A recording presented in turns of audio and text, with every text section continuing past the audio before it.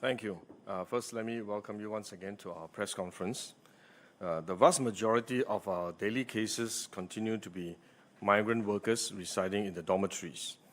As we systematically clear the workers and the Dama Trees, we expect the number to remain high over the coming weeks before gradually declining as we complete the clearance. My co-chair, Minister Lawrence Wong, will provide more details on our progress in clearing the Dama Trees shortly. Let me just talk about the community cases.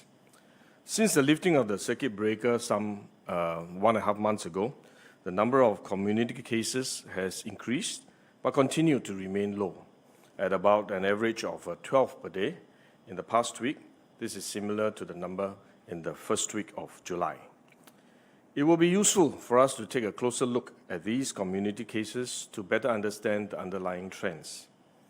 Firstly, around half of the community cases over the last 2 weeks are linked, and most were detected as a result of contact tracing or proactive screening. We are always more concerned about the unlinked cases. About 7 in 10 of the unlinked cases were asymptomatic, and almost half are likely to be past infections as they are tested positive when we ran serology tests on them. They would probably not have been detected if not for our proactive screening approach, as they are asymptomatic. This means that they are unlikely to see a doctor because they are generally well, and they would not have been picked up otherwise. Therefore, the number of cases we see is actually somewhat dependent on our screening approach. Furthermore, amongst these unlinked community cases, we continue to see a large proportion linked to the construction and related sectors. They are classified as unlinked because we cannot identify the specific individual or cluster that passed the infection to them, but they appear to be linked broadly to the construction and related sectors. As I shared last week, we are keeping an especially close watch on the symptomatic unlinked cases that are detected in the community through our routine screening for acute respiratory infections, or ARIs. If these cases start rising, it could be an early signal to us that there may be an increase in the underlying transmission in the community. To detect these cases early, from 1st July, we have been testing all individuals aged 13 and above who are diagnosed with ARI symptoms at first presentation to a doctor. This allows us to detect infected individuals early and to quickly contain them and prevent further spread. We are now testing on average about 2,400 ARI cases a day. Even with this rigorous testing, the number of unlinked COVID-19 cases detected through this ARI screening in the community has remained stable and continues to be in the low single digits. This suggests that the prevalence in the community remains low. But this is not the time to celebrate and be complacent. We are certainly not out of the woods yet. Globally, there are now more than 13 million people reported COVID-19 cases and more than 500,000 deaths associated with COVID-19. Many countries, such as the United States and Brazil, are still reporting surges in case numbers with no signs of slowing down yet. The World Health Organization has recently warned that the situation would get worse unless there is collective effort to control the transmission of the virus. While some countries, including China and New Zealand, have largely managed to bring the outbreak under control, several others are experiencing a resurgence of cases a few weeks after lifting their strict social distancing measures. Some regions have had to reintroduce restrictions in an attempt to bring the transmission under control. Let me show you a chart just quickly. We must be prepared for a second wave too, but we must do our best to avoid it if we can. There are useful lessons we can glean from their experience to avoid a similar scenario in Singapore. The Ministry of Health has reviewed these case studies and found that in many countries or regions where there had been a resurgence of cases, it was because safe management and safe distancing measures had not been adhered to. As you can see from the chart, many countries are seeing a second wave confronting them. From these cases, we have found that some had gone out when they are unwell and mingled in settings where many people had congregated. These include religious events, parties, and large family gatherings. In South Korea, for example, door-to-door sales resulted in 4 clusters with over 200 infected cases. And religious gatherings there resulted in more than 110 confirmed cases recently. In Tokyo, Japan, more than 300 cases have been linked to nightlife establishments. In Victoria, Australia, large school clusters have been spawned as students did not practice social distancing and participated in non-school related social gatherings outside. In Hong Kong, there have been outbreaks at restaurants and cafes as patrons did not put on their masks after they have completed their meals. In many regions, lapses in workplace safe management measures, including workers not wearing masks, have resulted in large clusters too. I know many Singaporeans and organizations are keen for more flexibility and further relaxation. But from these examples, we know there are settings and activities that are more susceptible to transmission, where there is close and prolonged contact among individuals. These include workplaces, religious gatherings, as well as nightlife establishments. That is why in Singapore, we have taken a cautious approach in easing restrictions for some activities that we know to be of higher risk. For others that need to continue to function, like workplaces, we have put in place a series of measures to reduce the risk of spread at these settings. Some of these measures create inconvenience, but it is better to be safe. Still, with a significant expansion of economic activities and social interactions since phase 2 started, we should expect to see the number of cases rise. What is important is to detect these cases early and ring-fence them to prevent further transmissions and the formation of large clusters. The second wave is preventable if everyone plays our part. And I believe that if anyone can do it, Singaporeans can. Thank you. I'd now like to invite my Director of Medical Services, Professor Kenneth Mak, to give an update on the medical situation here. Thank you very much, Minister.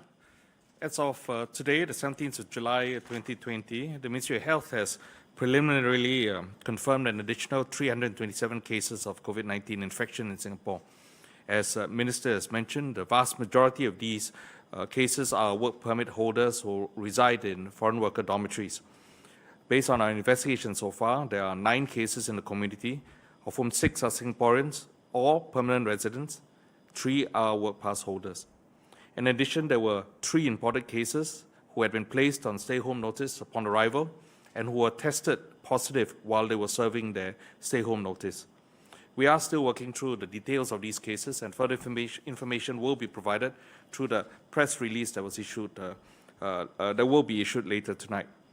Minister has also mentioned about the presence of community cases that we have seen over the last few weeks. While we have identified about half of these cases to be close contacts of previous cases and had already been quarantined, we have also noticed that there were a number of transmissions occurring from the workplace, and clusters had arisen from some cases infected through the course of work and who had in turn infected household members.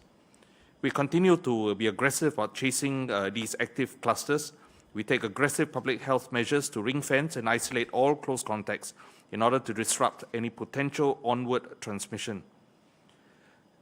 The number of community unlinked cases remains a focus of our attention, and many of the unlinked cases are identified, as Minister has mentioned, through routine, regular testing of frontline workers and those in the construction, marine, and process sectors. They are quickly identified and isolated. We perform close contact tracing of close contacts in order to quickly identify those that need to be quarantined.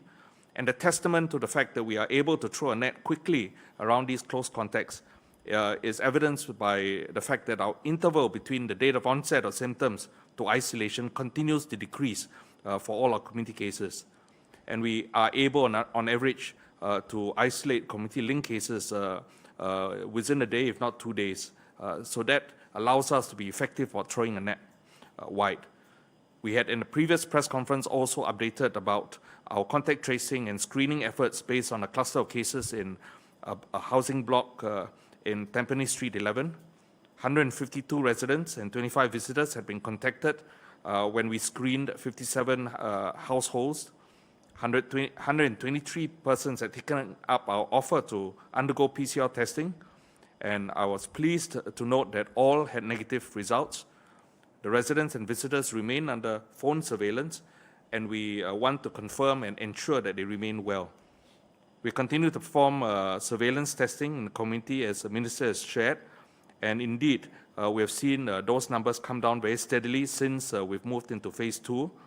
In the preceding period between the 8th to 10th of July, for example, out of 4,191 samples collected from ARI cases, only 1 case was picked up, and that continues to confirm our belief that the incidence of community unlinked cases, cryptic infections, remains low.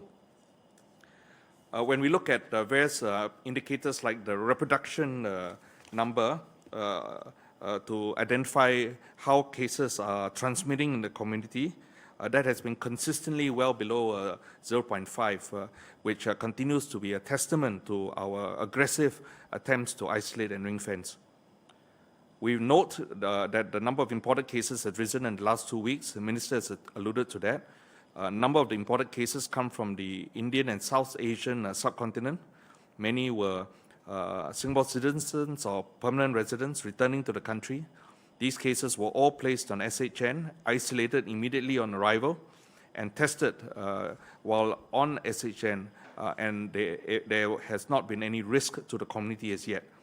But because of the high incidence of cases in these various countries, we continue to watch the situation carefully and continue to be vigilant about the risk of transmission to the community from imported cases.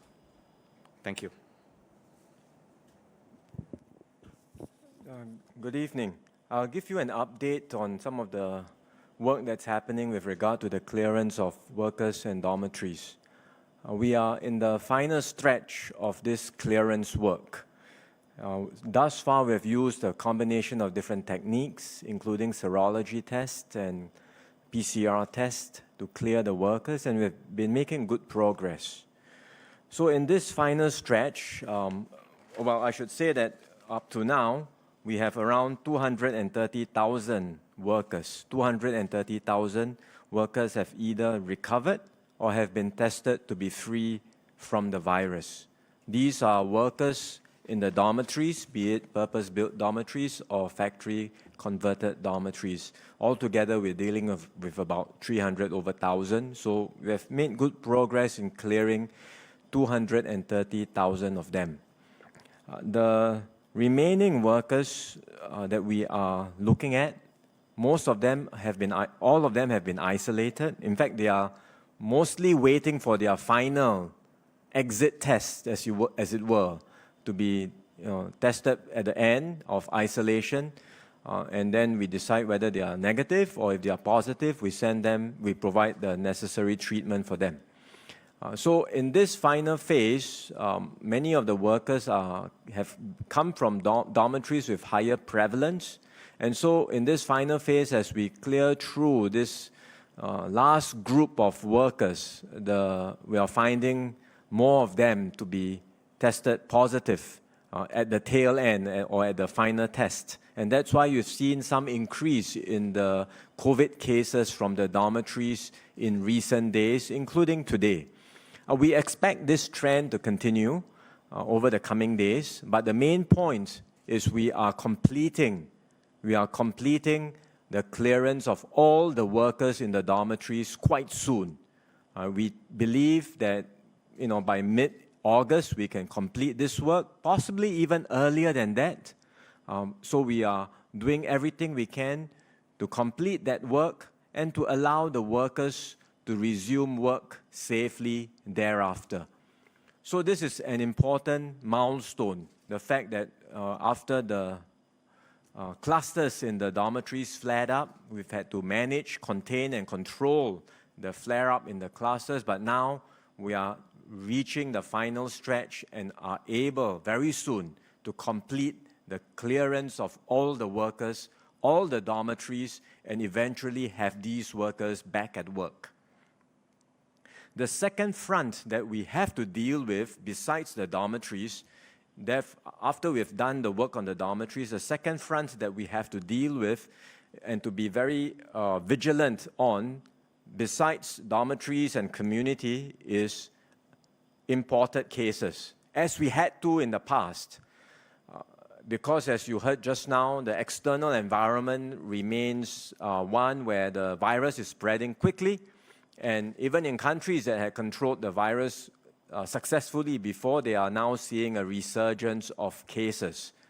So the cases from overseas coming in through our borders represent another risk for us, even as we clear the dormitory cases. And therefore, we are monitoring the situation very carefully.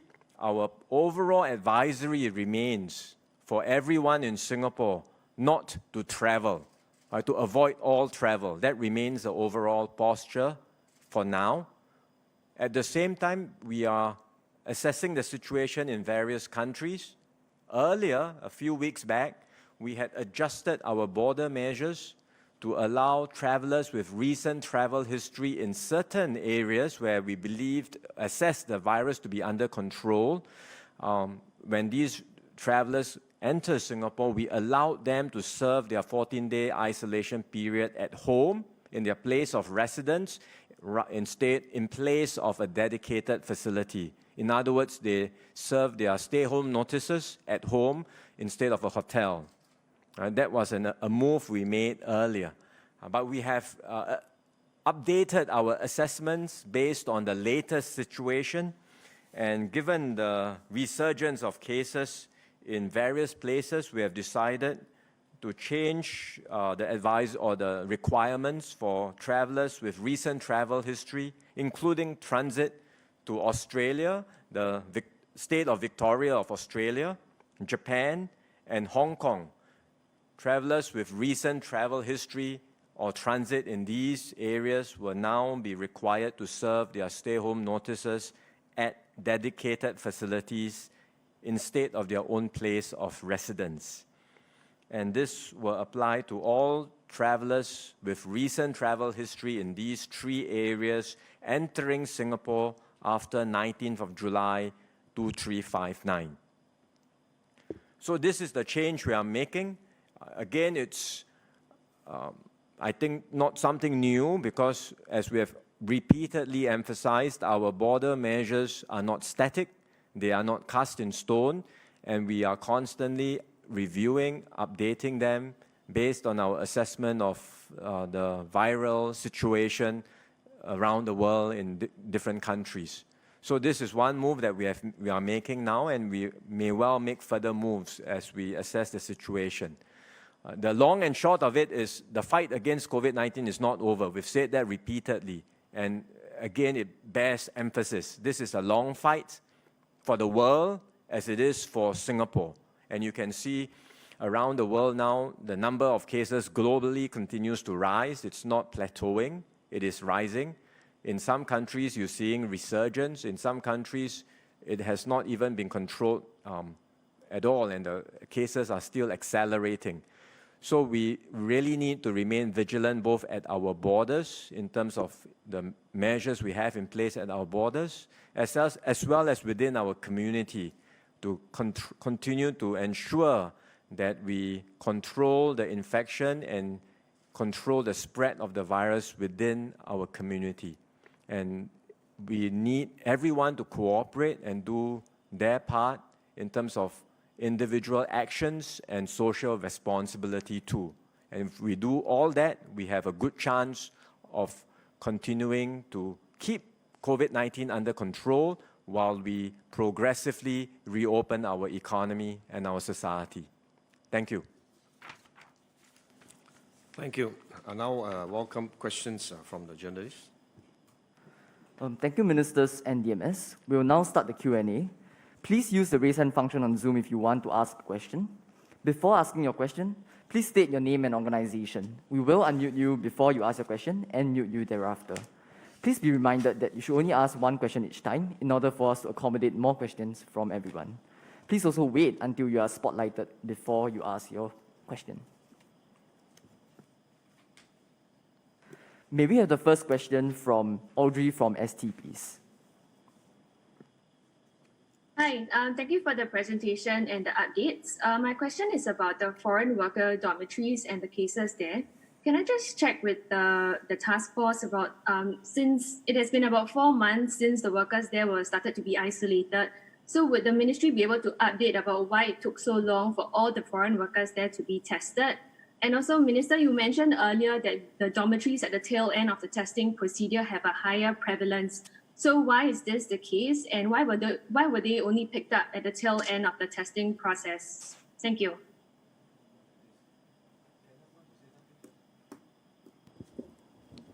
I'll start first perhaps by answering the last question that you had, Audrey.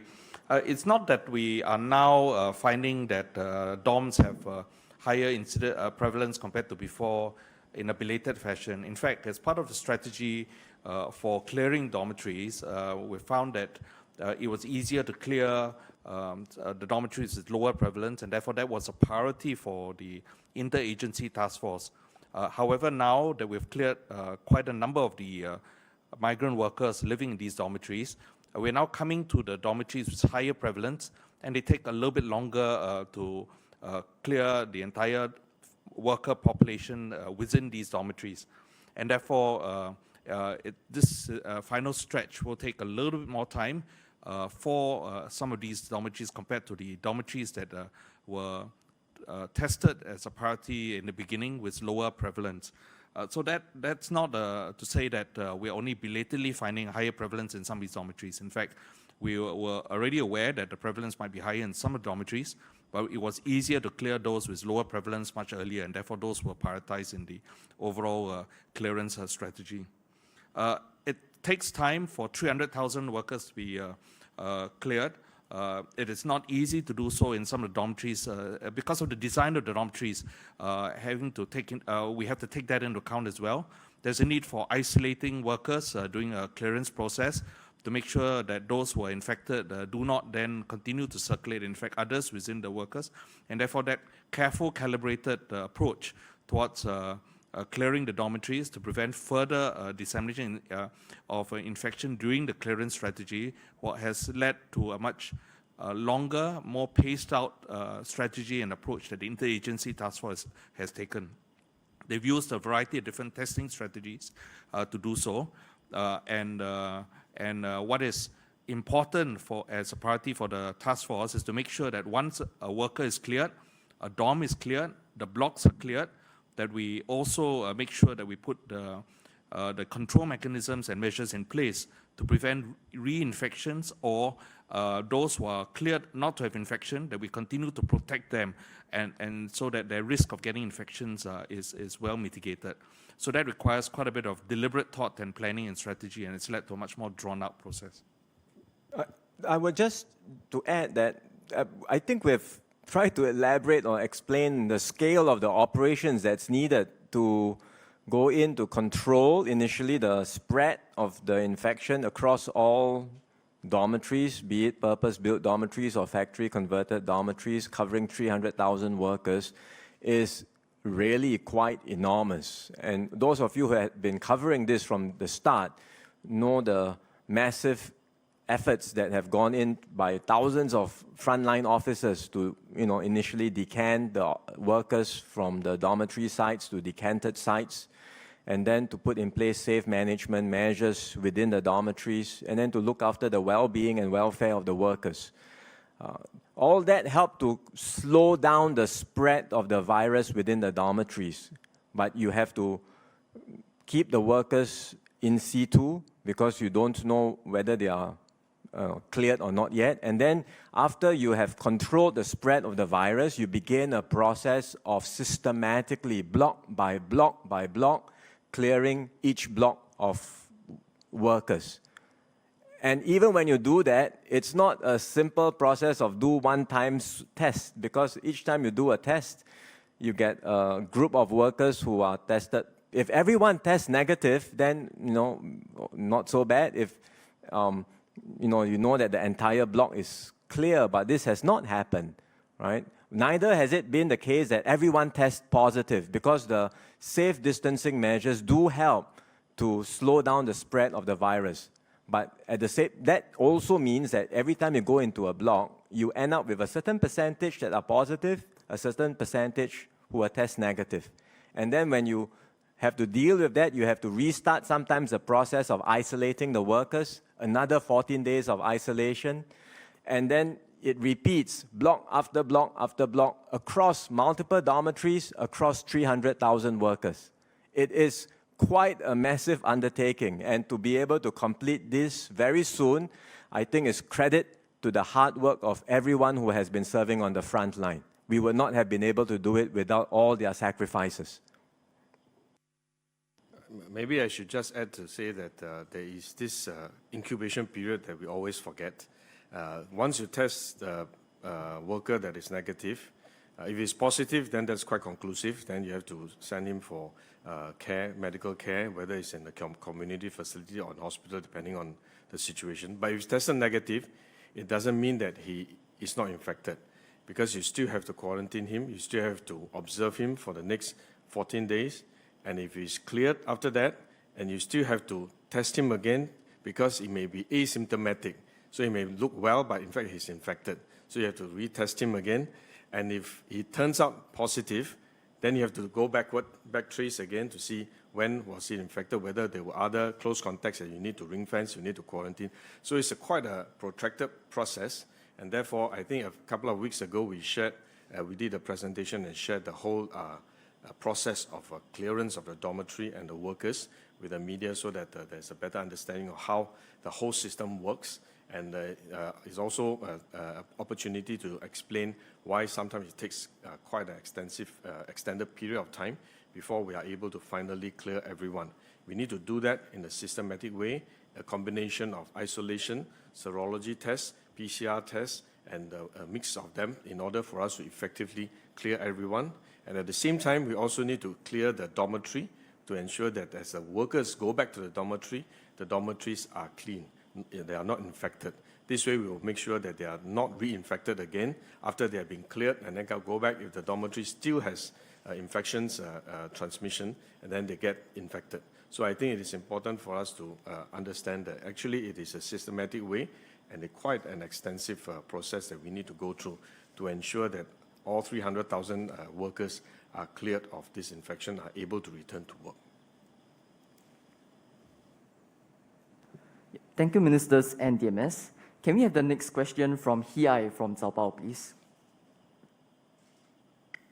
Hi, Hiai from Zaobao here. So my question is also regarding these foreign workers. How many of these foreign workers' cases are past infections, and are there still active transmissions within the dorm? And also, can I clarify, just now it was mentioned that it's towards the end of their isolation period. This isolation period, does it refer to, since their first test when it appeared negative, so this 14 days before they did their second test? Is that the isolation period that was referred to? Yeah, thank you. The active transmission, it's very hard to distinguish, but if you use as one indicator the number of reported ARIs daily, that means anyone daily reporting sick with acute respiratory infection as an indicator of somebody who is a new infection, that number has come down significantly, right? So that's an indication that the rate of transmission of the virus is significantly slowing. Are there still new ARIs? Yes, there are, right? So it's not zero, but it's come down significantly.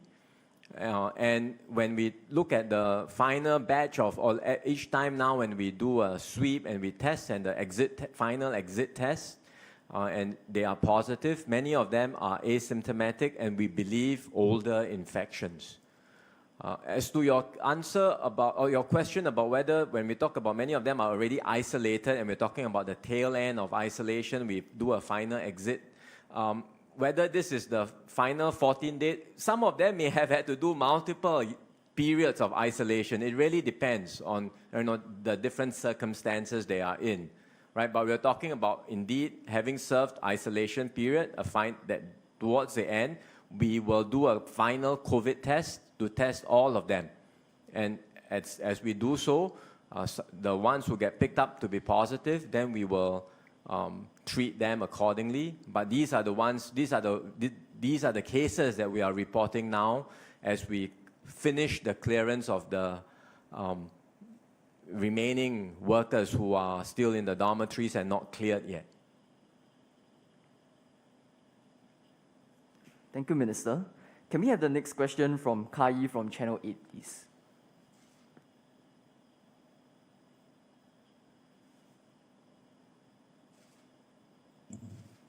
Hello, hi. Can I check, as we have seen more asymptomatic cases, so would MOH consider to put down the number of asymptomatic cases in your MOH daily situation report? This might help us to better understand the asymptomatic cases trend in Singapore and how we can take necessary action against this. Thank you. I'll ask the DMS to elaborate. I believe we do list down the asymptomatic cases in our daily press release so that it's a total tally. And many of these asymptomatic cases, because they are asymptomatic, the patient, infected individual actually do not know that they are infected because they are normal and they feel well, there are no symptoms. So in fact, they are not likely to be the ones that are picked up by doctors. Generally, they are all right. And they are usually picked up by our proactive screening because we do regular screening of workers on the front line and so on. So we pick them up because they are asymptomatic. Despite the fact that they are asymptomatic, we do pick them up through our regular testing. And some of these cases, they end up in our hospital or in our clinics for other reasons. Some may be, say, have a fall, have a crack, and they go to our, broke their bones, and they went to our hospital, and the hospital noticed that he has ARI symptoms and decided to do a test, and we pick them up. And some may not have symptoms, but they are suspicious, so they do a test and they pick them up. So some of these are picked up through incidental findings, through our proactive screening, but asymptomatic means that they have no symptoms of any of the infection, and therefore they are not likely to be picked up from our normal screening. But we do report them as and when we pick them up through our proactive screening process. Maybe DMS can add on. Yes, Minister, you're quite correct. The majority of cases that we're picking up right now are asymptomatic.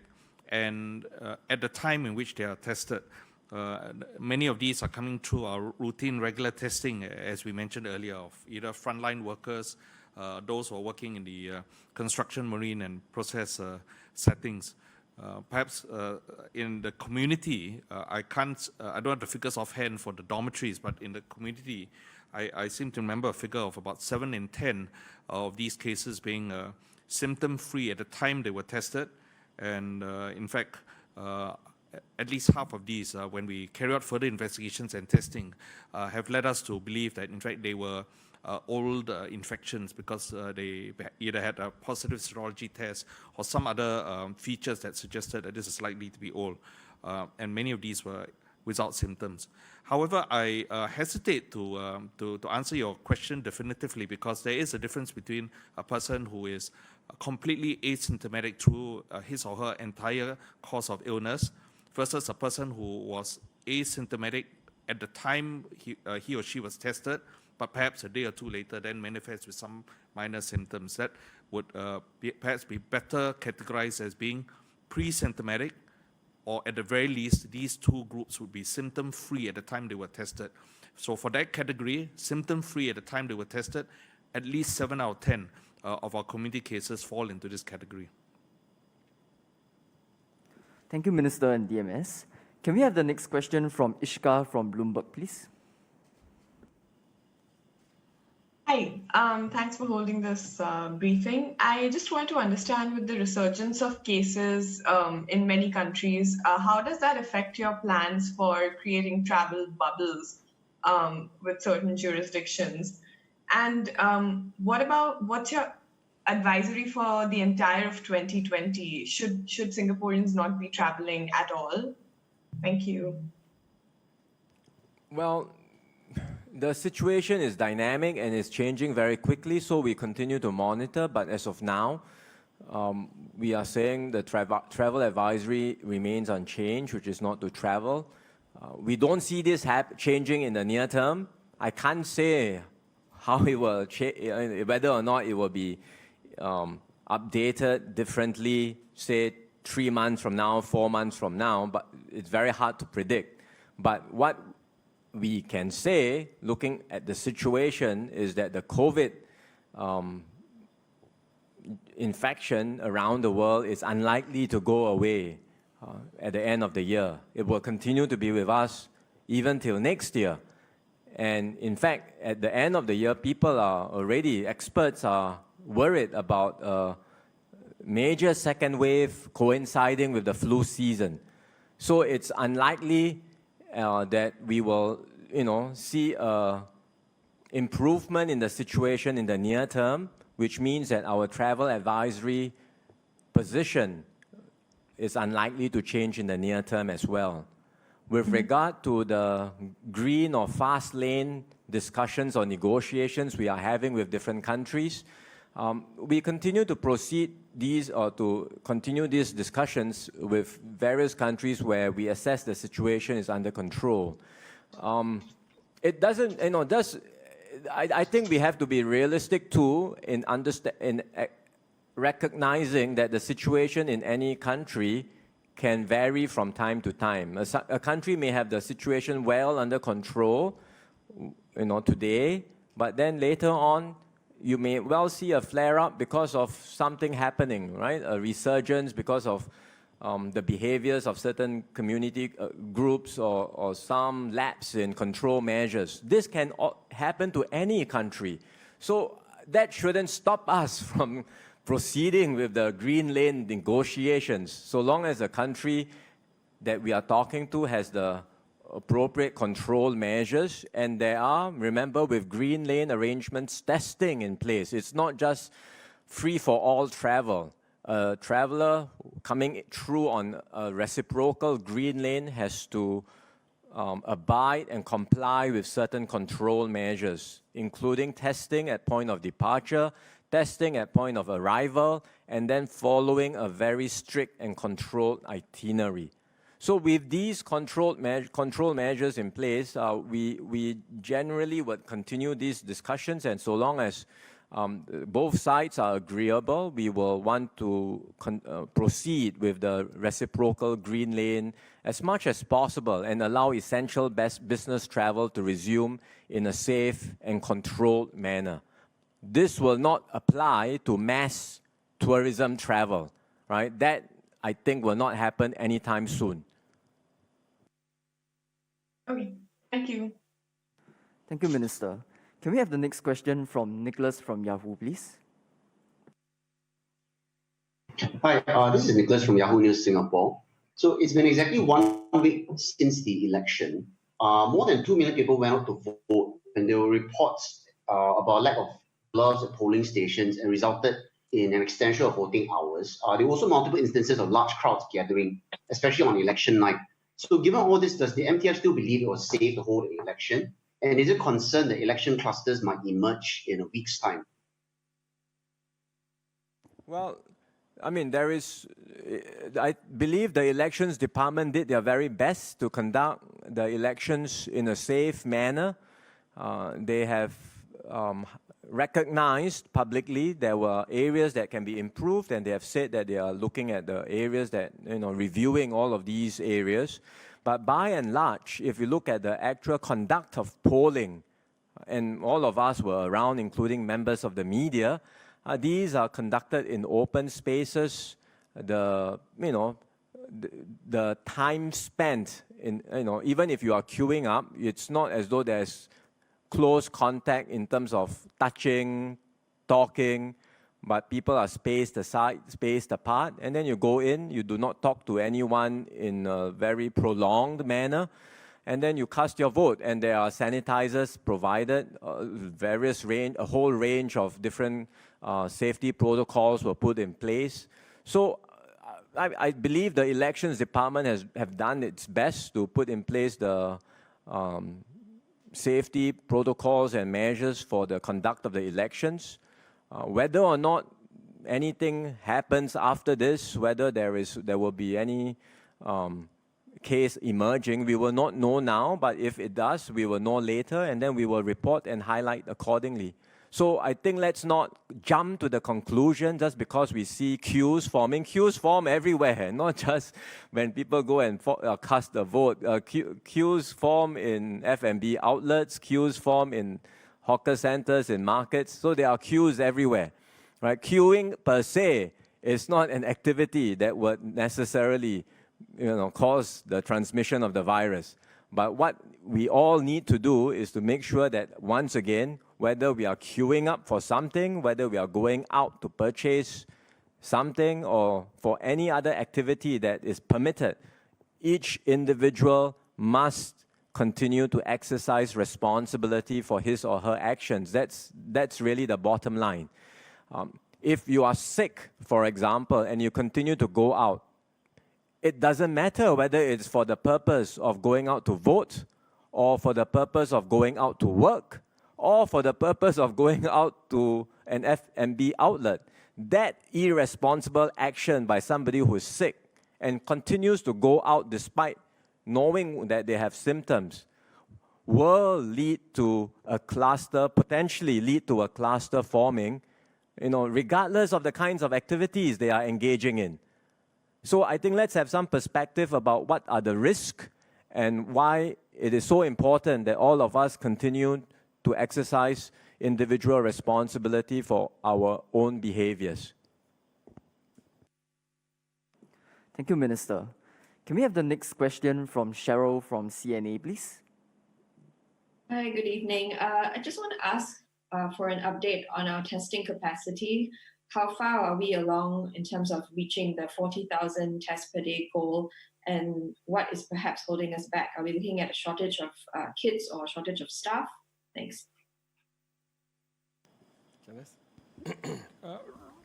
We continue to make progress in building and expanding our capacity for testing, but we also at this time are taking an opportunity to consolidate by making sure that each of the labs has a good quality improvement process in place.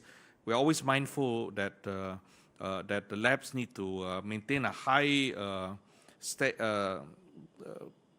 process of good quality testing. We've had a recent incident where administrative lapses have occurred, and we are quite determined to make sure that the labs continue to review their processes and make sure that where there are opportunities for improvement, that these are properly done. So because of that, we are at a stage right now where there's a little bit of consolidation. The labs are undergoing internal review processes. Many of these labs are doing this at this time. But the capacity required for our testing needs remains safeguarded. In fact, if we look at the average numbers of tests or swabs being done through the various different strategies, including routine, regular testing, then consistently through the week, it's been somewhere in the order of about 16,000, 18,000 a day. So that's been going on. We remain on track to continue to expand our capacity steadily to make sure that we have the requirements we need, not just for the current testing needs, but also to be prepared for surges in demand that may take place if future clusters of cases recur, whether in the community, in the dorms, or in other settings as well. We also are looking at expanding our armamentarium. We continue to look at different other tests that progressively are becoming available in the market. We are also continuing to look at different other strategies. We've now adopted pool testing, but there's still room for improvement, and therefore we are looking at what other countries are doing as well, whether it's using deep throat saliva or other testing methodologies. So the important thing that we have is that we remain committed. We have a good and strong network of labs that continue to work with us. They are also committed to making sure that they provide good quality testing, and therefore they are keen to use this time to improve their processes. We are working with them, but yet at the same time, we remain committed to ensuring that the capacity we have can meet the demands that are imposed. At this time, we do not have any shortage in the test kits we need for the purposes of testing. So that's not a resource constraint. Thank you, DMS. Can we have the next question from Ursha from TM, please? Good evening, ministers and DMS. My question is about the consistent number of cases among work pass holders in the community. So where are they catching it from? Are they like working in the community, or have they been all the while isolated? And because many of them live in HDB flats and some in shop houses also. So is that a case of concern? And I have another clarification. It was mentioned earlier that it was a strategy to clear the dorms with fewer cases first. Did this not put more workers at risk? Because those in the dorms with higher prevalence of cases were not attended to first. Thanks. There's a difference between testing for clearing the dorm versus testing to make sure that all people who have infections are properly looked after and treated. Indeed, those with high prevalence, those who have acute respiratory infections, presenting to doctors and medical teams, we've always remained committed to making sure they're properly looked after. And where we have people who are at particular risk of higher risk of adverse outcomes, the older workers, we've been quite vigilant to look out for them, and where we pick them up, we've been taking them out of the dorm setting, admitting them, and continue to care for them carefully. The strategy for clearing the dorms, in fact, it's a very multifaceted one. We are clearing, even at the early stages, some of the dormitories with higher prevalence, but for some of the dormitories where there are smaller numbers, the dormitories vary in size from those that are more than tens of thousands of workers staying in them to those that only have in 2 digits, 20, 30 workers or even fewer. And therefore, for some of these smaller dorms, particularly with lower prevalences, it's actually not that difficult to perhaps prioritize, put them up early in the testing strategy, clearing them. So that strategy is a much more finely nuanced one that the interagency task force has been looking at. They've been fine-tuning that strategy over time, and in fact, adjust the list over time depending on how they assess, and that assessment will change as cases come out as well. So there's no one-size-fits-all approach. They've been trying to make sure that the testing strategy and the clearance strategy it fits the specific setting of the individual dorms that they are working with, but there's considerable heterogeneity in the dormitories. Got more than 2,000 different types of dorms, ranging from the purpose-built dorms to those that are in the non-purpose-built dorm settings, and therefore there's no one-size-fits-all approach. It has to be a very carefully tiered approach and appropriate to the needs. So that's what the task force has been doing. There were another question on the work pass cases that we've picked up in the community, and why are we still picking up these cases? These are work permit holders generally, migrant workers, but who are not living in the dormitories. They are living in decanted sites. They are living in private residential properties or maybe even HDB flats. Many of them are, as we highlighted, we shared some of the statistics for this group of workers that we have picked up. Many of them are in the construction, marine and process sectors. So the likelihood is, you see, we are coming off, this is a group of, if you will, a group of workers where there was a high viral load, right, in the dormitories and including in their work sites. And despite many of them having served a 28 days stay-home notice because they were isolated for 28 days. Remember, 14 plus 14. And then beyond that, we continue to do a periodic and routine testing of these workers. And even up to now, because they have just come off a very high viral load environment, both in the dormitories or in their work sites, because some of them decanted from the dormitories, and then they were working in the construction sites, being in that environment, and despite the isolation that they were being put through, even up to now, as we test them on a periodic basis, we find positive cases. And then when we find positive cases, we have to pull them aside. We do serology tests for some of them, and we find that they are indeed, many of them, older infections. Right? And that's, in a way, you're sort of looking at the tail end of coming off a very high viral load situation. This is goes back to the question of why does it take so long?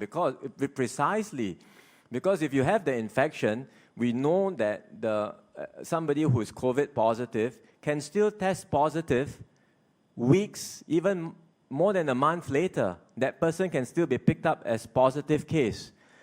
So I would not be surprised at all looking at the 300,000 cases we have in the dormitories after we have cleared all of them, right, so to speak.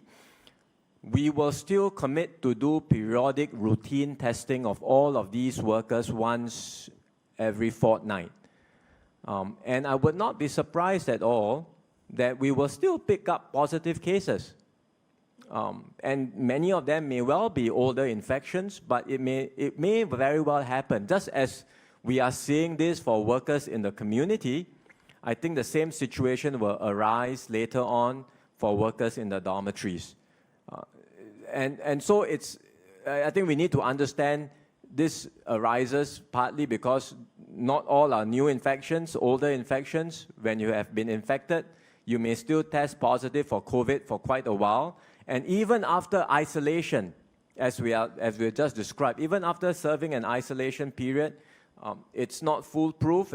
That's why we do a final exit test and we still pick up. And even after that, and we do the periodic 14-day test, we may well pick up older infections too. And sometimes it may well be a new infection, but that's the reason why we need to stay vigilant and have this periodic testing regime in place to make sure that even if there is a case that we had not detected before, or for some reason this person picked up the infection from somewhere, then we are able to quickly identify it later on and move in to isolate that person and the people working around him.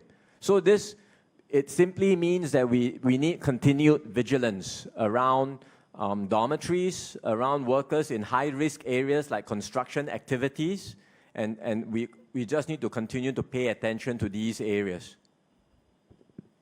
I think Lawrence made a very important point that it is not possible to imagine that after we've cleared all the dormitory and the foreign workers, and there will no longer be any more cases because they're all cleared. That is not going to be the case because you will still have transmission in the community even today outside the dormitory among the Singapore local population. There is underlying transmission. That's why we are picking up cases of ARI, although the numbers are small, but they are ongoing. And therefore, there will always be risks that it will trigger another series of infection going forward. So even after clearing all the migrant workers and dormitories, you will still be picking up cases from time to time. Some of them may be old, but I'm quite sure you will still pick up new cases as well. So we have to therefore remain vigilant even after we have cleared all the dormitory cases, basically because the virus is still present in the community in Singapore. Until we are able to have an effective vaccine that we can wipe out the virus, before that comes about, I think we will have to learn to live with the virus in the community and do what we can to reduce the number of infection, to slow down the transmission so that we are able to contain the situation and control the situation. Thank you, Ministers and DMS. Can we have the next question from Eileen from Wan Pao, please? Hi, good evening. I would like to ask, because after GE, we are going to have a cabinet reshuffling. So will the two ministers be still leading the MTF even after if we are posted to different portfolios? That's a preemptive question, which I cannot answer today because we have not announced the cabinet lineup. But whatever it is, I think the MTF work will continue, whether it's the same minister or there'll be new ministers that will be taking over. I think we have to ensure that the work of MTF must continue, and there will be continuity even in the MTF leadership and the ministers that are involved, so that we want to make sure that the work on the MTF is not slackened as a result of change in portfolio or change of cabinet positions. So I assure you and the rest of Singapore that MTF work will continue, and we will continue to double up our effort to make sure that we are able to clear the dormitories and the migrant workers as scheduled, or even earlier if possible. And we will continue to step up on our community surveillance and proactive screening to manage the COVID-19 situation. And we'll continue to work with Singaporeans to ensure safe distancing measures are in place. Thank you, Minister. We have now time for the last three questions. Can we have Stefania from Financial Times to ask their question, please? Hello, good afternoon. I wanted to pick up on Nicholas's question about the elections. Aside from the queuing, we also saw a lot of people gathering as results were being announced with absolutely no social distancing all over Singapore. So, I mean, is it fair to say that we should expect a pickup in the number of infections? And is the task force itself bracing itself for an uptick in cases? And if you are you rolling out, any preventive measures of any kind to either avoid or try to minimize this potential increase? Well, there were these scenes of people coming together to celebrate. Ideally, I mean, they would have practiced safe distancing. The people who were there, they know who they are. But I think the moment got the better of them, and they perhaps forgot about some of these requirements. But from the pictures I've seen, all of them were wearing masks. They may not have kept to the rule of 5.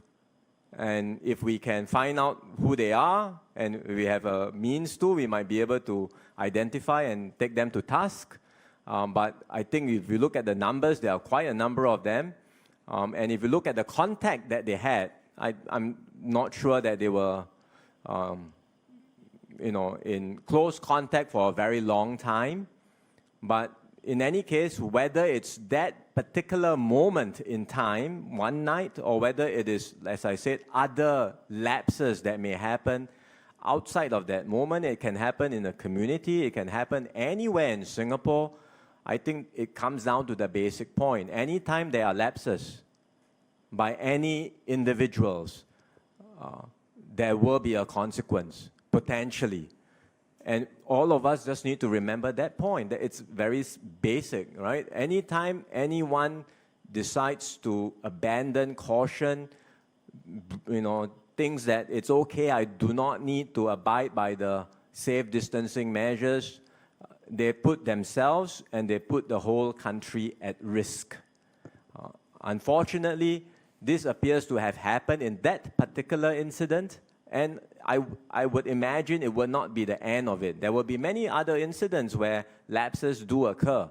So once again, we appeal to everyone to remember the basic fundamentals. Remember, COVID-19 is not over.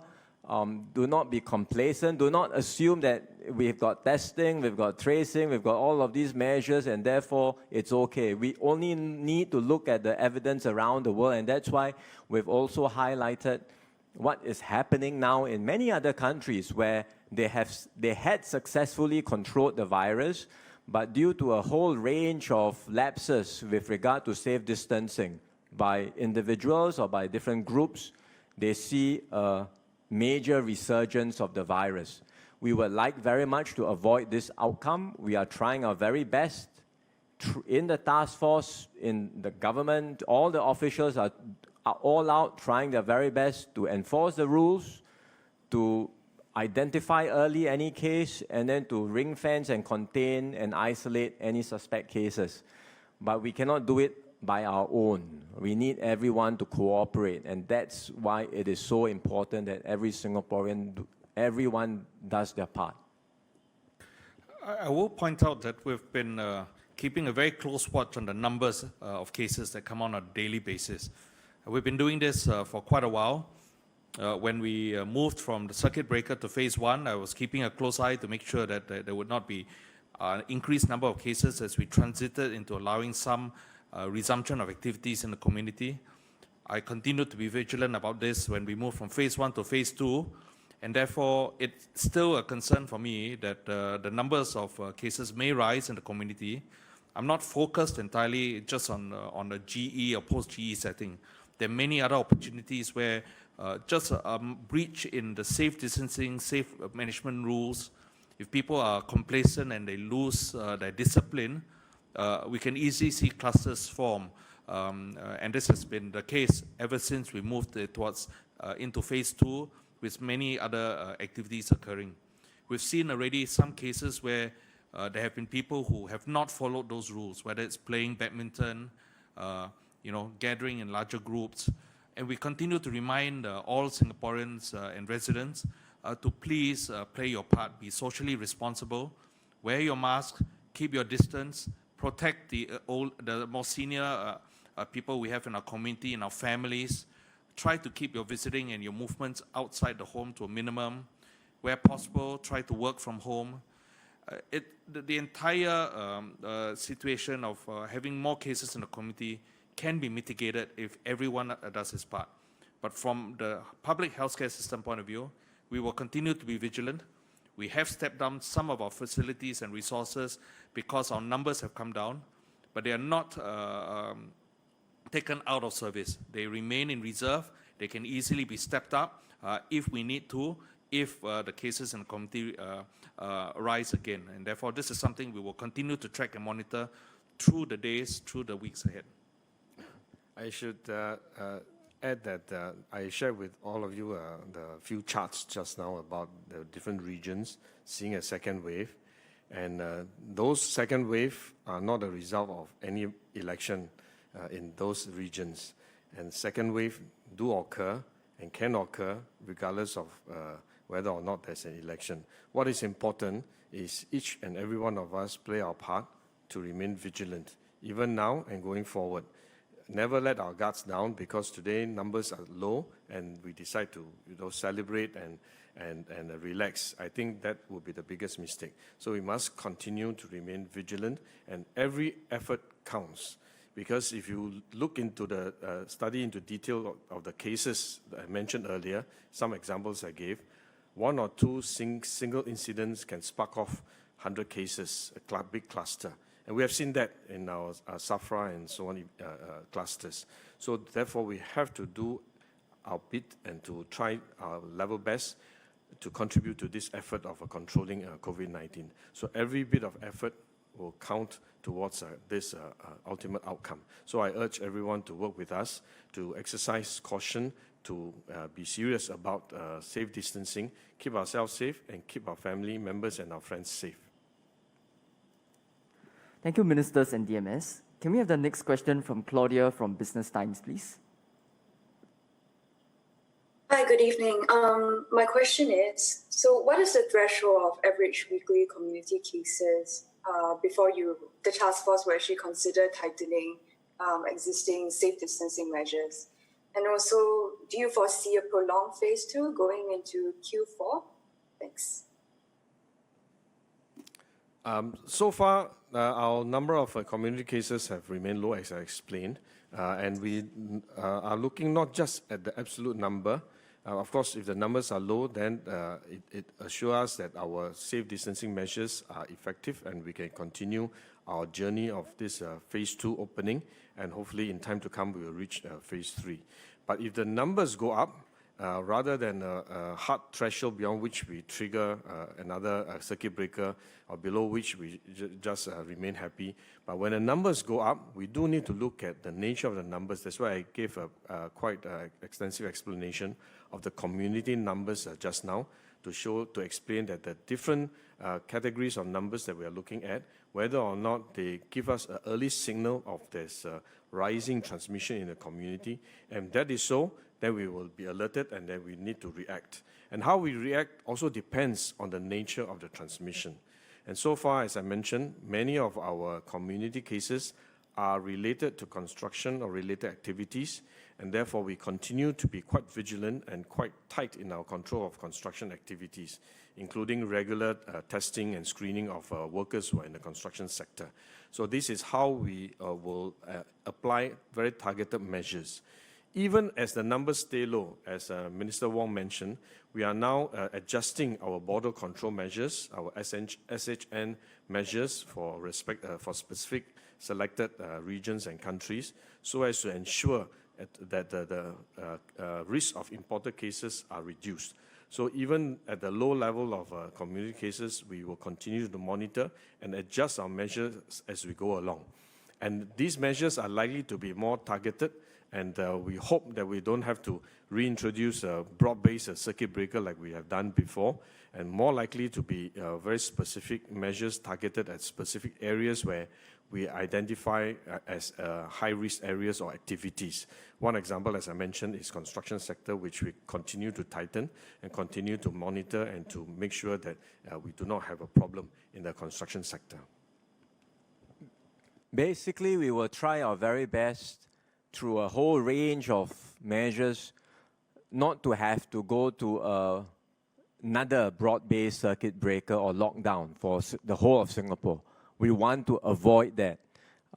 We don't know if we can achieve that outcome, but I believe if everyone cooperates and through the enhanced capabilities that we have now for testing and tracing, we will be able to do it.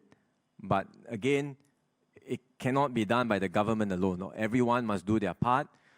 I can appreciate that there is some fatigue with the measures. It happens everywhere in the world.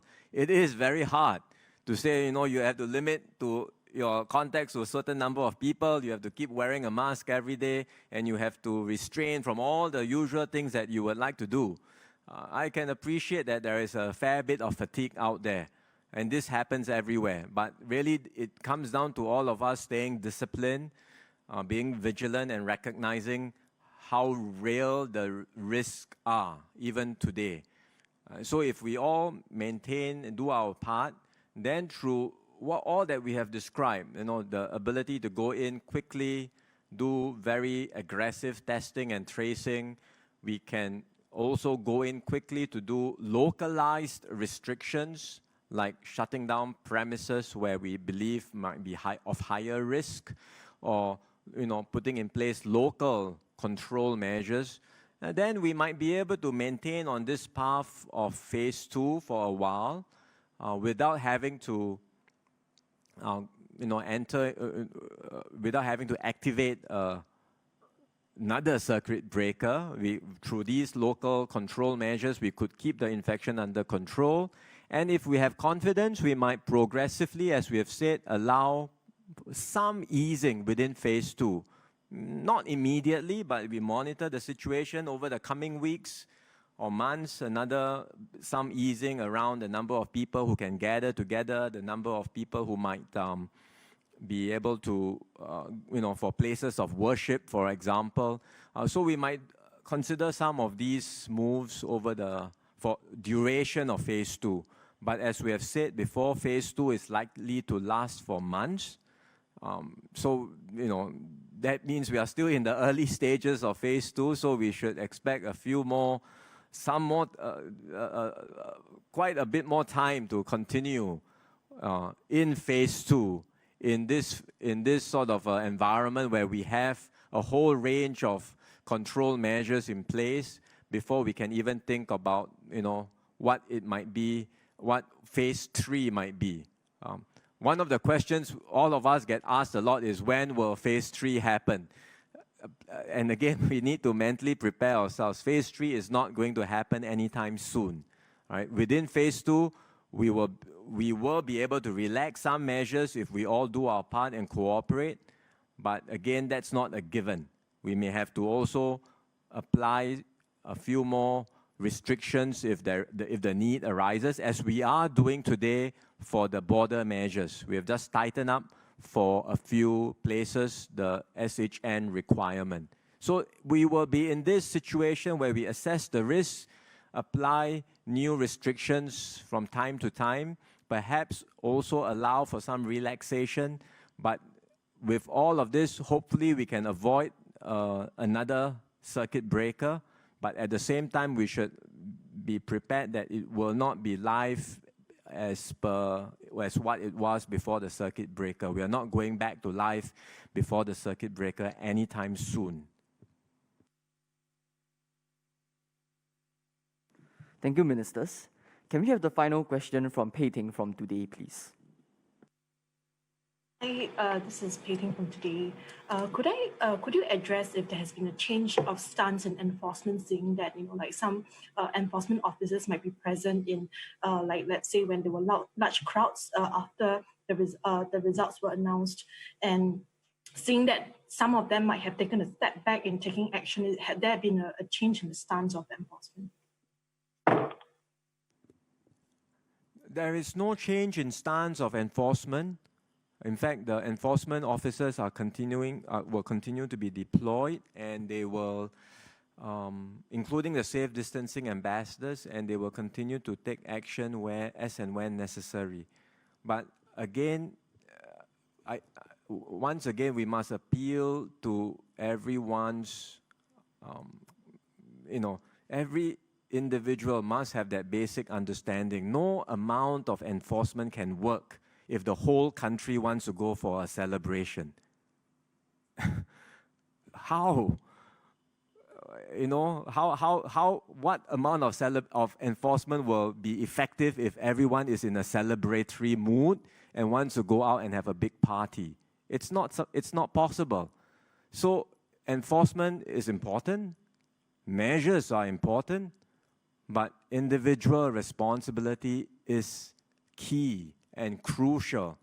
So again, let's keep it may sound like a broken record, but we really need to remind everyone, yes, it's so easy for us to lapse into some of these behaviors because it really requires discipline and control. But let's just remind each other, let's continue, and leaders or influential people who are influencers in their respective communities ought to take that leadership role as well, reminding their own followers, reminding their people that they can influence, that these are important actions that everyone has to, remind everyone that these are important steps that they have to take. Don't just rely on the enforcement officer coming in to, issue you a penalty. If we can all do that, then yes, the enforcement will be there, the rules are there, but all of us doing our part, we will have a good chance of avoiding another circuit breaker. We will have a good chance of keeping the infection under control and allowing our economy and society to reopen progressively and safely.